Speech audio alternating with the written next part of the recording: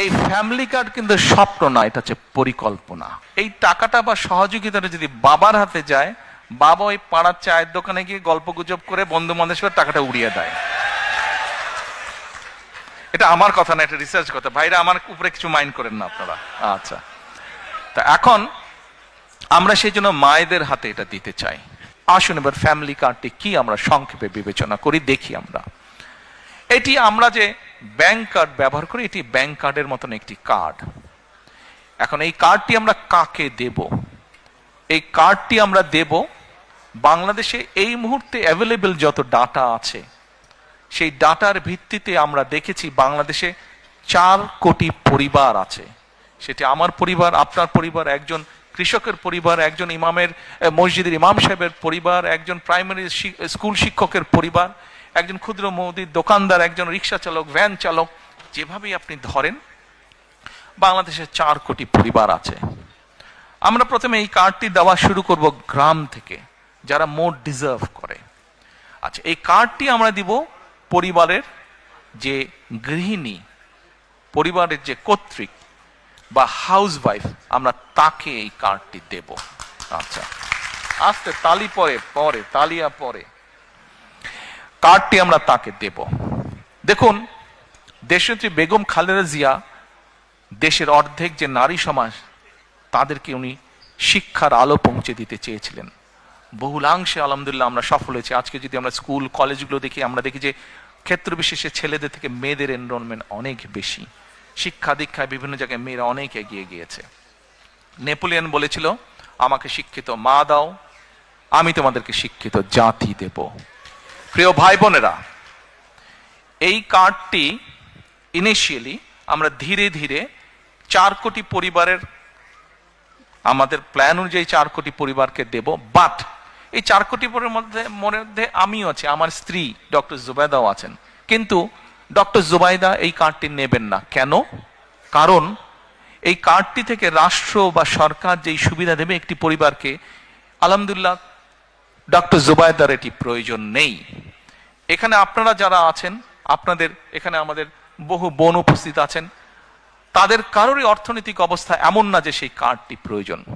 এইভাবে বাংলাদেশের 4 কোটির মধ্যে আমরা মনে করি বহু পরিবার আছে যাদের প্রয়োজন নেই, কাজেই তারা এই সুবিধাটা নেবেন না। তার ফলে যেটা হবে, আমরা যারা সঠিক মানুষ, এটি কিন্তু আমরা জেনারেল রাখছি, কার্ডটা ইউনিভার্সাল রাখছি। বাংলাদেশে বিভিন্ন সামাজিক সোশ্যাল নেটওয়ার্ক যেগুলো ফ্যাসিলিটি আছে, যেগুলো বেনিফিটস আছে, বিভিন্ন ক্যাটাগরি থাকে। এবং আমরা রিসার্চ করে দেখেছি যে ক্যাটাগরি, এরকম বিভিন্ন ক্যাটাগরি থাকলেই কারাপশনের প্রবাবিলিটি বেড়ে যায়। কারাপশনের প্রবাবিলিটি বেড়ে যায়, পলিটিক্যাল ইনফ্লুয়েন্স হয়, তখন ওইখানে কারাপশন তৈরি হয়। সেজন্য বিষয়টাকে আমরা জেনারেল রাখছি। আচ্ছা, এই কার্ডটি আমরা মহিলাদেরকে দেব। আমরা এর মধ্যে কতগুলো 10টা স্পট, সরকারের কিছু নিয়ম আছে, আপনি হুট করেই চালু করতে পারবেন না, পাইলট প্রজেক্ট করতে হয় সরকারকে। RICL TMX, যুগের পর যুগ স্থাপনা থাকে মজবুত। এই কার্ডটির মধ্যে আমরা 2টো উপায় রেখেছি। 2 থেকে 2,500 টাকা পর্যন্ত আমরা কিছু মহিলা বা পরিবারকে বা হাউসওয়াইফকে আমরা দেব, আর 2,500 টাকার সম পরিমাণ খাদ্য সহায়তা আমরা দেব। পাইলট প্রজেক্টের মাধ্যমে আমরা দেখব যে 3 থেকে 6 মাস যে কোন পরিবারগুলোর কতটুকু উন্নতি হচ্ছে, কিভাবে পরিবর্তন হচ্ছে। যেটা বেটার হবে, যদি ক্যাশে বেটার হয় আমরা ক্যাশ দেব, যে যদি খাদ্য সহায়তা দিয়ে বেটার হয় তাহলে আমরা খাদ্য সহায়তা দেব। এই কার্ডের আপনারা হয়তো কেউ জিজ্ঞেস করতে পারেন যে ভাই, দলের লোকজন দিয়ে করলেন, তাদের রিসার্চ আর কতটুকু কারেক্ট হবে? এখানেই ভুল। শুধুমাত্র দলের লোক দিয়ে আমরা রিসার্চ করিনি। এই সবের কাজে, এই ধরনের কাজে যারা এক্সপার্ট আছেন, এক্সপার্টিজ আছেন, যারা প্রফেশনালস আছে, এরকম একটা টিম দিয়ে আমরা এই কাজটি তৈরি করেছি। এবং এটার বাজেট কোথা থেকে কিভাবে আসবে সেটিও আমরা বাজেটের যে সকল কাগজপত্র পাবলিক ডকুমেন্ট হিসেবে উপস্থিত আছে, সেখান থেকে আমরা সবকিছু বের করেছি কিভাবে আমরা এগুলা চালু করব। কাজে ওই প্রাইমারি কাজগুলো আমরা শেষ করেছি। এখন এটা লক্ষ্য বা উদ্দেশ্য কি, কেন আমরা করছি, আসেন আপনি চিন্তা করে দেখুন। একজন কৃষক বা একজন মসজিদের ইমাম সাহেব বা মুয়াজ্জিম সাহেব, তার পরিবারের হাতে যখন আপনি এই কার্ডটি দিবেন, প্রথম 6 মাস কিছু হবে না, প্রথম 2 বছরও কিছু হবে না, 3 বছরও কিছু হবে না, বাট 5 বছরের মাথায় গিয়ে কি কি পরিবর্তন হবে সেটা একটা চিত্র আপনাদের সামনে আমি তুলে ধরি, একটা পিকচার তুলে ধরি। সেই পিকচারটি কি? সেই পিকচারটি হচ্ছে, রিসার্চ বলে, এখানে ভাইদের সংখ্যা বেশি, দয়া করে কেউ মাইন্ড করবেন না আমার উপরে, যে কথাটি আমি এখন বলতে চাচ্ছি দয়া করে কেউ মাইন্ড করবেন না আমার উপরে, বাট এটা আমার কথা না, এটা রিসার্চের কথা।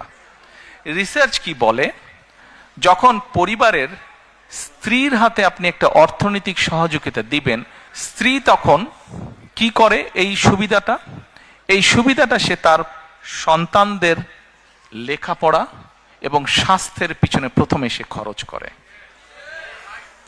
রিসার্চ বলে এই টাকাটা বা সহযোগিতাটা যদি বাবার হাতে যায়, বাবা ওই পাড়ার চায়ের দোকানে গিয়ে গল্প গুজব করে বন্ধু বান্ধবের সাথে টাকাটা উড়িয়ে দেয়। এটা আমার কথা না, এটা রিসার্চ কথা। ভাইরা আমার উপরে কিছু মাইন্ড করেন না আপনারা। আচ্ছা, তা এখন আমরা সেই জন্য মায়েদের হাতে এটা দিতে চাই। মা এই অর্থটা দিয়ে তার সন্তানদের স্বাস্থ্য যেরকম খেয়াল রাখতে পারবে, একই সাথে সে তার লেখাপড়া, বাচ্চাদের লেখাপড়ার দিকে মনোযোগ দিবে।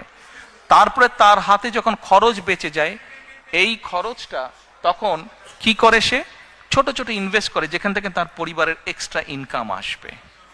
যার ফলে হবে কি, ওই টাকাটা, ওই অর্থটা, সেটা 500 টাকা হোক, 1000 টাকা হোক, ওটাই লোকাল ইকোনমিতে তখন টাকাটা আস্তে আস্তে ইকোনমিতে ঘুরতে থাকে এবং লোকাল ইকোনমি আস্তে আস্তে আস্তে আস্তে স্ট্রেংথেন, স্ট্রং হতে থাকে। প্রিয় ভাই বোনেরা, চিন্তা করে দেখেন, আপনার গ্রামে এরকম যদি 10টা পরিবার থাকে এবং একটা 10টা পরিবারের কে যদি আপনি আস্তে আস্তে কন্টিনিউ 5 থেকে 7 বছর একটা সাপোর্ট দিতে পারেন এরকম, তাহলে 7 বছর পরে কি সেই পরিবারটার চেহারা বর্তমানে যা আছে তা থাকবে? নিশ্চয় একটু তো বেটার হবে না? তাহলে একটা গ্রামে যদি 10টা পরিবার থাকে, সেই 10টা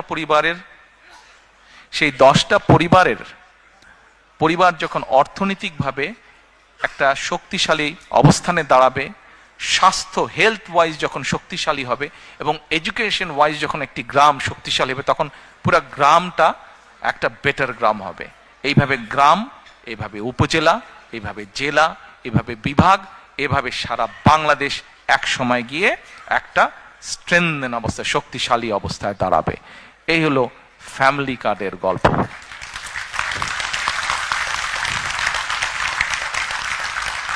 এই ফ্যামিলি কার্ড কিন্তু স্বপ্ন না, এটা হচ্ছে পরিকল্পনা, এবং ইনশাল্লাহ এই পরিকল্পনা আমরা বাস্তবায়ন করব।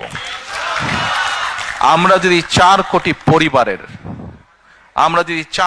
পরিবারের অন্তত 30 to 40% কাছেও রিচ করতে পারি, তাহলেও ইনশাল্লাহ বাংলাদেশের চেহারার একটা বিরাট পরিবর্তন হবে। আমাদের লক্ষ্য কাউকে মিলিয়নিয়ার বানানো না, কিন্তু আমাদের লক্ষ্য বাংলাদেশের 4 কোটি পরিবারের প্রত্যেকটি পরিবার যেন সুন্দরভাবে, ডিসেন্ট ভাবে বেঁচে থাকতে পারে, দাঁড়াতে পারে। এটি হচ্ছে আমাদের লক্ষ্য।